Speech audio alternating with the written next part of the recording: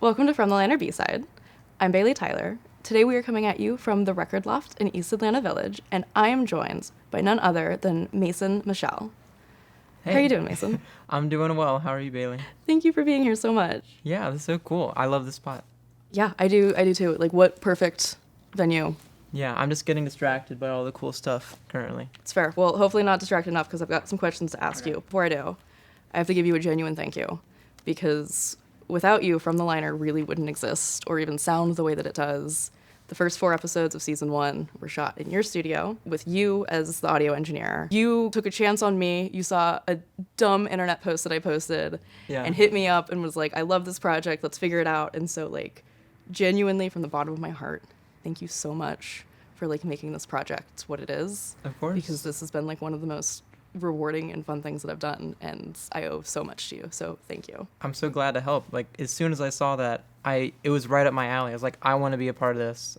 I want to see this become something. So now I'm really glad that I flipped the script and actually interview you because you were behind the scenes for the first season, and now you're in front of the camera. So let's talk about your studio, Studio 478. Sure. Tell me about it. Like, what's the pitch? So the pitch is it's a place that I want to not only record great music, but also grow artists and bands. It's really important to me that people have a safe place to create. And I'm super into the technical part. I'm very analog. I love microphones and recording music, but I want it to be more than that, where people can grow with their music. And you really do, as somebody that's been there, that's shot content there, you feel that. You feel that it's a very communal space, community vibes. I mean, it's got such a rich aesthetic too. Like, it's so 70s vintage themed, and I'm curious as to, like, where that stems from, why that's kind of the curation that you've developed. That's such a great question. You should host a podcast. It absolutely stems from my dad. When I was a little kid, he would drive me around. It's just my dad and I grew up together. And he would drive me around in his truck playing Billy Joel, Fleetwood Mac, Tom Petty, the Eagles, and, so much like that. And I just fell in love with that music. So when I started having, like, a creativity of my own and, like, finding my own place in my music taste, it was all very similar 70s vibes. And I just love the 70s aesthetic because it's so unique and such a pop of culture. So with that, you kind of came to your musical understanding through the 70s. Mm-hmm. How did you then fall into engineering? Like, if you fell in love with the 70s music, how then kind of walk me through that transition then to how did you kind of start engineering? Sure. It all started when I started learning piano and singing at 16. For some reason, I paired that with learning to record all at the same time. It just seemed like it was supposed to go together. Okay. And so I have a bunch of really bad covers on YouTube, if you ever want to go watch. I would, like, do full band covers where I program the drums and I'd play guitar and sing and piano and stuff. And then in college, I started recording my friends. I was in an a cappella group, so I would say, hey, friends, come over, help me record harmonies, add some parts. And I was like, this is so much fun. And then post-college, I started doing it for money, and I was like, wait, I can get paid to do this? So it was just always a constant for me. So once you started recording your friends, did it just kind of naturally make sense that, like, okay, I'm going to have my own studio, I'm going to kind of start this? Or was there something else that kind of was like, hey, this is when I want to start a studio? That was, like, such a gradual realization for me. Because in college, when I was recording my friends, it was just something fun I did on the side. I loved music, but I never considered it would be anything professional.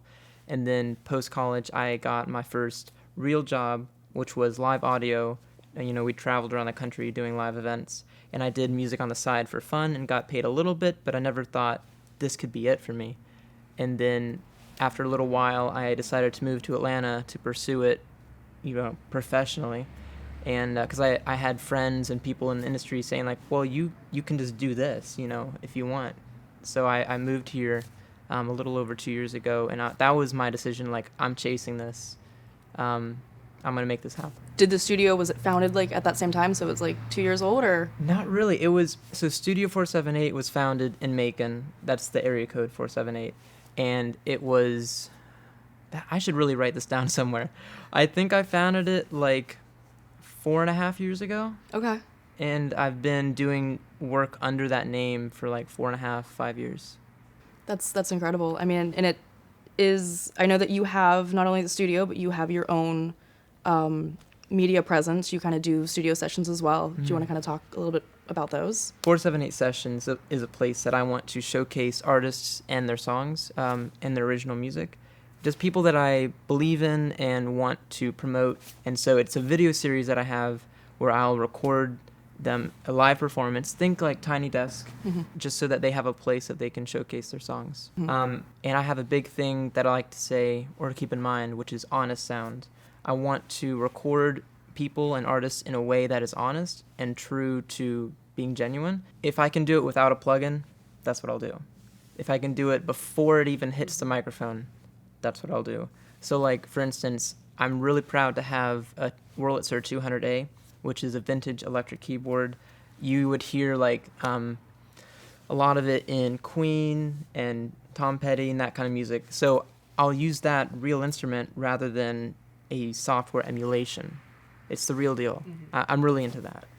Tactile, physical. Exactly. Physical media, yes. That definitely is part of how we related. And also another way that we kind of connected and related was about community and the Atlanta scene. Definitely. And so I want you to talk to me a little bit about why the community in Atlanta matters so much to you. The community in Atlanta is like unlike any other that I've seen. It's so connected and small, and everyone supports one another. I was thinking about this earlier. It's not that there's healthy competition, it's that there's friendly community support. There's so much support here, and everyone's just building each other up.